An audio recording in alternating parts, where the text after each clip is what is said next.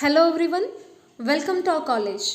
I am Janisha, Department of Commerce, Economics Lecturer, St. Joseph PU College, Vijaypur. In this video, I am going to start one of the chapter which you already studied in your 10th standard SST in economics part. Then let me start regarding that chapter. I am going to discuss about one of the chapter from economics part unit 2 rural development. Dear students, observe this picture here. What does it reveals? So this is what one of the scenery of village or the rural areas. Also we can observe here the people are engaged in different activities. As everyone know that agriculture is the main occupation in the rural areas because most of the people are engaged in the agriculture sector. Yes, but for the upliftment of that agriculture sector, so we require some of the measures, right? So that measures can be done, that is with the help of either some of the development process. India is a land of villages. According to 2011 census, 68.84% of the population lived in villages. So that Mahatma Gandhi said that development of its villages is the true development of India. That means if villages are developed, then automatically India could develop.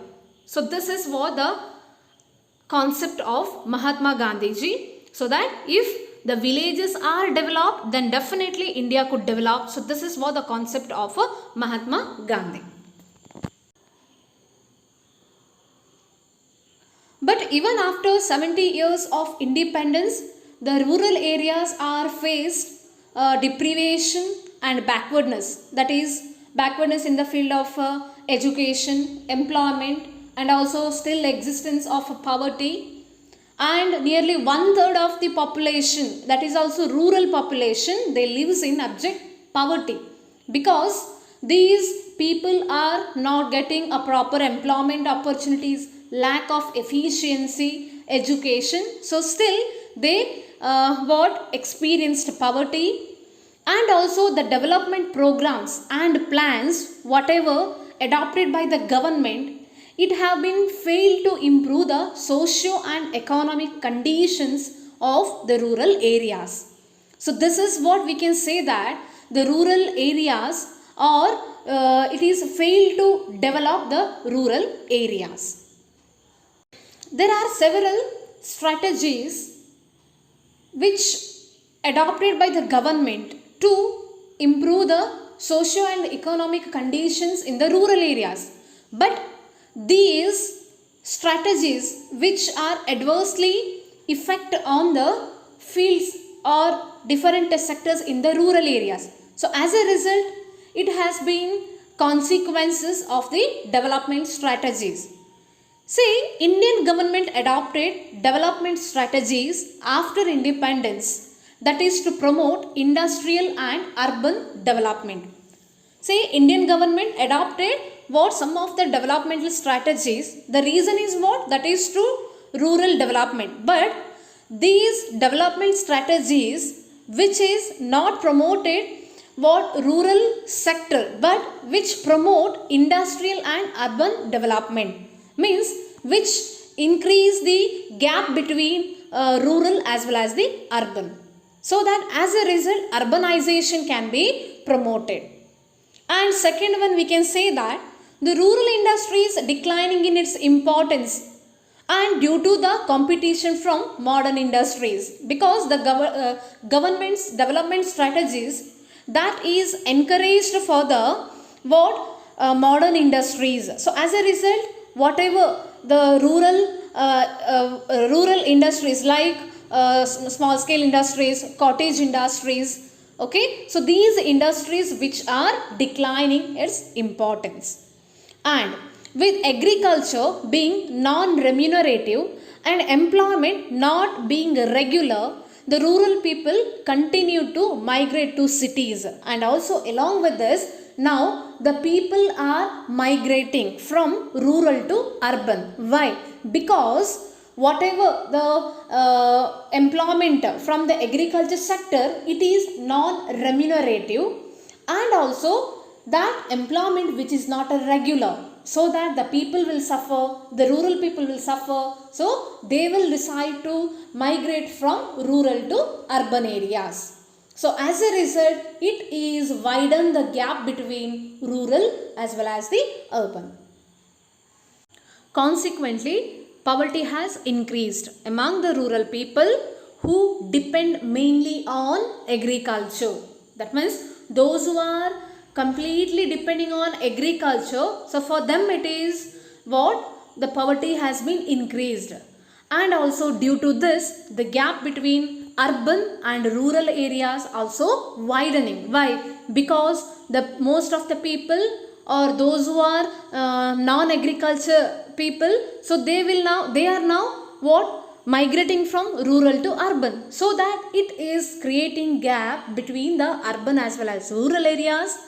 And in order to overcome this imbalance, so it is necessary to develop the rural area. So then why we require rural development, or why we require what? The development in the rural areas? Because to control the imbalances, or to control the, or to maintain the imbalance, that is what? In rural and urban areas. So for that reason we require rural development.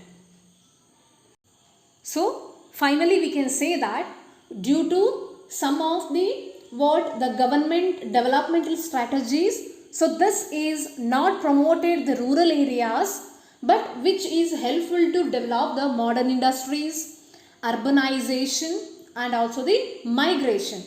As a result, those who are engaged in agriculture only, so for them it is very difficult to survive, so we require what? The some of the developmental strategies. So we introduce what? Rural development.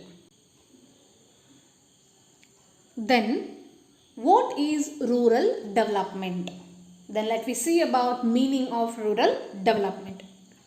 Rural development refers to a process of economic and social upliftment of rural areas. So rural development, so rural means what? Village. So rural development means what? It is the process, because development is only the process. Okay, it is a process of what? That is economic and social upliftment, means economic and social upliftment of the rural areas. Means, so in a what? Rural means rurally we need to uplift economic and social condition. So that is what the rural development. And also we can say that it is overall development of rural areas to improve the quality of life of rural people. Okay, so rural development, it is what? The process of what? Economic and social upliftment of rural areas, or we can say that it is the overall development of rural areas, that is to improve the quality of life on the basis of education, employment, or to control the poverty, and also skillful people. So like that, what? Totally we need to improve the quality of the rural areas or rural people. So this is what? Rural development. Then what are the activities that are essential for rural development? So those activities which are essential for the rural development, that is development of human resources. This is what the first element. See, human resources, how to develop the human resources? That is by the way of education, good health, sanitation, water facilities, employment opportunities, creating what? Skillful people, right? So these are what? Main a concept of human resources. So the main target of rural development is that is to develop the human resources, because human resources is only the human capital, right? So these human capital which is contribution to country's GDP, national income. So that one of the essential part of rural development is what? That is human resources. And second one, land reforms. As we know that agriculture is main occupation in the rural areas, because most of the people, they are dependent on agriculture itself. So that land reforms means the reforms in the land, so that should be very essential, because to what? Maintain real because to maintain real laws in the what?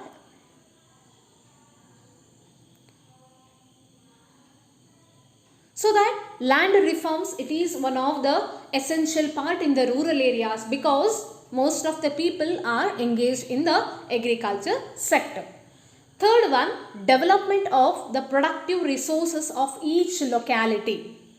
That means productive resources, those productive resources which helpful to develop what? By himself, and also which is helpful to maintain the infrastructure in his areas, right? For example, if it is agriculture sector, so agriculture sector which requires its own infrastructure, so that those productive resources of each localities which will helpful to improve the rural areas.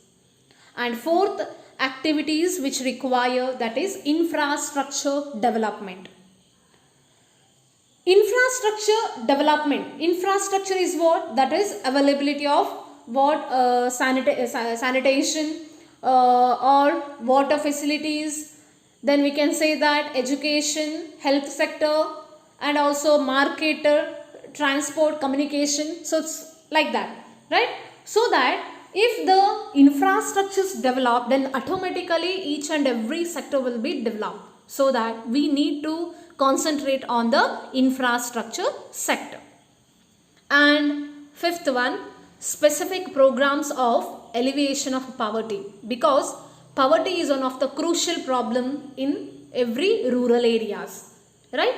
So that some of the specific programs that is very essential to control the poverty. So such programs which adopted by the government, that should be what? Implemented properly, then we can try to control the poverty. So that we can say that these are the activities which are essential for the rural development. Then now let me see about importance of rural development. So rural development is essential for agricultural and non-agricultural activities. Why? Because in rural areas, most of the people are lived in by depending on the agriculture sector, right? So that if infrastructures which are available, proper infrastructures which are available in the sector called agriculture and also in the non-agricultural activities, then the people can survive easily. So that rural development is essential for both the agricultural and non-agricultural activities. And second one, generating employment opportunities.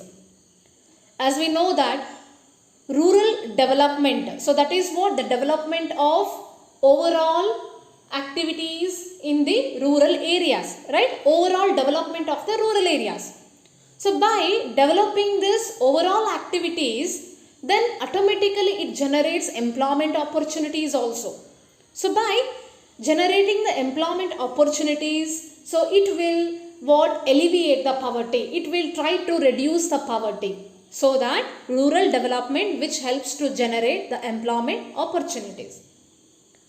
And third one, higher productivity.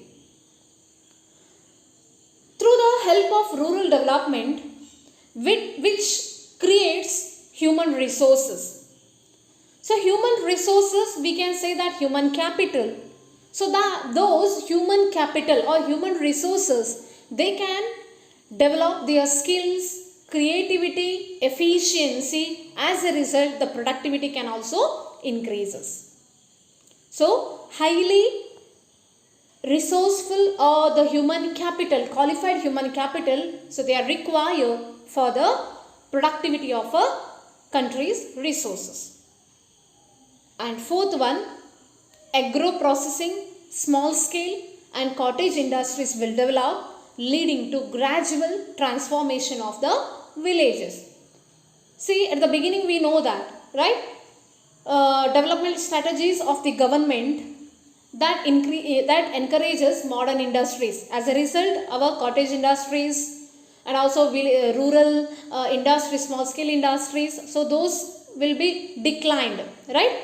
But under the condition of rural development, so we can develop the agro processing and also small scale industries along with the cottage industries, as a result which leads to gradually transformation of the villages. So that is the reason we can say that rural development is essential for overall the development of the rural areas. Either it is employment opportunities, or to control the poverty, or to make the human resources, or to increase the productivity, and also to lead the villages in a strong way. So we require rural development. Then for the development of rural areas, so what are the methods we can adopt? So one of the method, that is decentralization. Then what is decentralization? Centralization and decentralization.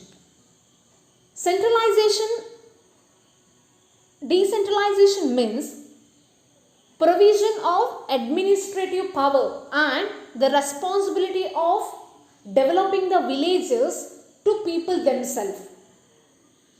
Okay, so decentralization means what? That is provision of administrative power and responsibility of villages to people themselves. That means, for example, if in village areas the developmental activities like infrastructure, education, health sector and also agriculture sector, so those sectors administrative power and the responsibilities whatever, so that should be what? Provided to people themselves. So that system is called as decentralization. Okay, so remember, so decentralization means providing administrative power and the responsibility of village to develop, that means, so thus we can say that decentralization is what? That is provision or providing the administrative power and responsibility of what? That is developing the villages to people themselves is called decentralization. Decentralization reduces various kinds of exploitation, upholds human independence and dignity, and also nurtures human values like compassion and also cooperation. So we know that decentralization is what? It is what? The provision of administrative and also responsibility, administrative and the responsibility of developing the village to the people themselves, right? So then what is the advantages of this decentralization? It is reduces various kinds of exploitation, because this is one of the decision making unit, so that it avoids or it reduces various kinds of exploitation and also upholds human independence and dignity. That means it gives an opportunity to freedom, to whom? That is to human, and also it maintains the dignity, and also it nurtures human values, means it protects the human values, ethics like compassion as well as the cooperation. So that we can say that decentralization is one of the decision making unit by cooperating way. And also it is a process through which power sharing occurs and people participate in the decision making. Okay, so this decentralization is one of the process here. People can participate and also they will make the decision. So this process was called as Grama Swarajya by Mahatma Gandhi. So decentralization process which was called as Grama Swarajya by Mahatma Gandhi. So then what is this Grama Swarajya according to Mahatma Gandhi? So the process through which if the power sharing occurs and people they can participate in decision making, so that process is called as Grama Swarajya. So now we came to know about the decentralization. The next, another one, Panchayat Raj system. So then what is this Panchayat Raj system? Panchayat Raj system has been rejuvenated in India, that is in order to promote decentralization. So in order to encourage the decentralization, so we introduced that is Panchayat Raj system. The Government of India enacted the 73rd Constitutional Amendment Act in 1993, which established a uniform system of Panchayat Raj institutions throughout the country. So in order to promote the decentralization system, India has been introduced, that is Panchayat Raj system. Okay. So and also this Panchayat Raj system, it should be established in uniform way. Uniform system of Panchayat Raj system was established, that is under the Act of Government of India enacted 73rd Constitutional Amendment Act of, that is in 1993. Okay, so this point remember, Government of India enacted the 73rd Constitutional Amendment Act in 1993, that is to maintain the uniform system of Panchayat Raj institutions throughout the country. And as per the Act, means which Act? Constitutional Amendment Act, 73rd Constitutional Amendment Act. As per that Act, a 3-tier system of Panchayat has came into existence. So according to this Panchayat Raj system, okay, so this 3-tier system came into existence. Through encouragement of primary and middle school education, adult education, technical and occasional training, and also expansion of health and hygiene facilities, Panchayats have also attempted to develop human resources. That means along with this Panchayat Raj system, it encouraged what? That is to human resources. It encouraged to develop the human resources, that is by providing the education, that is in primary and middle school level, and also adult education, technical and also vocational training, and also expansion of health and hygiene facilities. Means overall we can say that this Panchayat Raj system which encouraged the human resources by the way of providing education and also health facilities. Programs like Mahatma Gandhi National Rural Employment Guarantee Scheme, MNREGA scheme, for generation of employment and alleviation of poverty can be implemented effectively through Panchayat institutions. So one of the programs which implemented through Panchayat institution, that is MNREGA program, Mahatma Gandhi National Rural Employment Guarantee Scheme. And also second program, housing programs like Pradhana Mantri Awas Yojana, Ambedkar Valmiki housing program, and also Ashraya Yojana. So these are also implemented to provide shelter to shelterless people, means those who are not having shelter.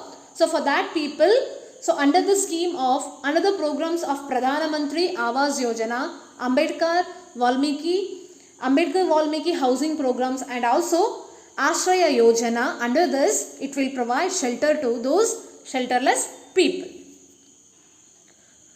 So we can say that the role of Panchayat Raj system, it is very essential because to overall development of rural areas and also rural people.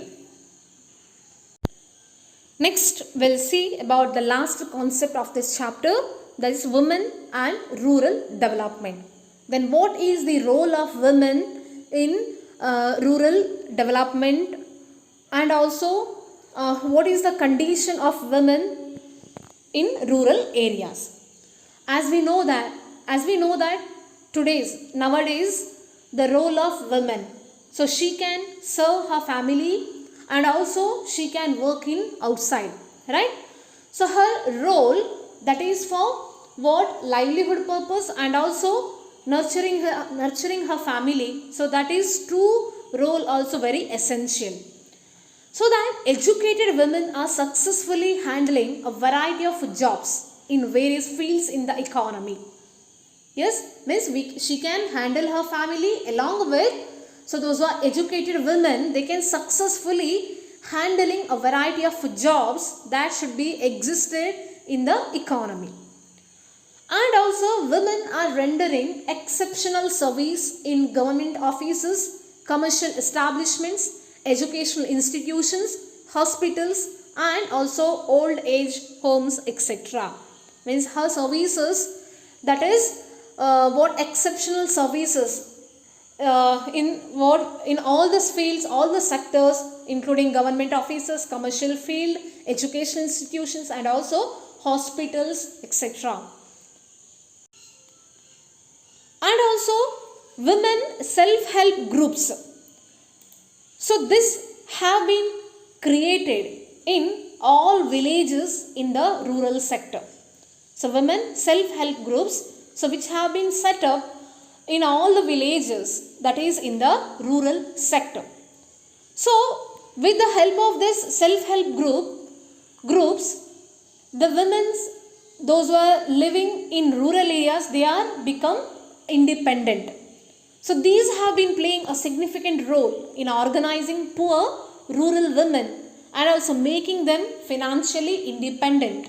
Means under this self-help groups here, so she can, means women, she can perform her role, that is in organizing poor rural women, and also she makes them financially and making financially independence, so that members of these groups can avail of loans easily and also engage in productive activities. So in the rural areas also, so women's, so those who are, they can stand independently, that is in financially, and also she can avail financial assistance or the loans easily, and also that can be engaged in economic or the productive activities. And also we can say that these associations have been successful in mobilizing savings and in repayment of loans. So this women self-help groups, so this will helpful to the rural areas women to set up financially independent, and also they can mobilize their savings, and also it will helpful to maintain financially independent. So this is what the women self-help groups. So in this way we can say that the contribution of women for the development of rural areas, that is also major by the help of such groups, that is self-help groups.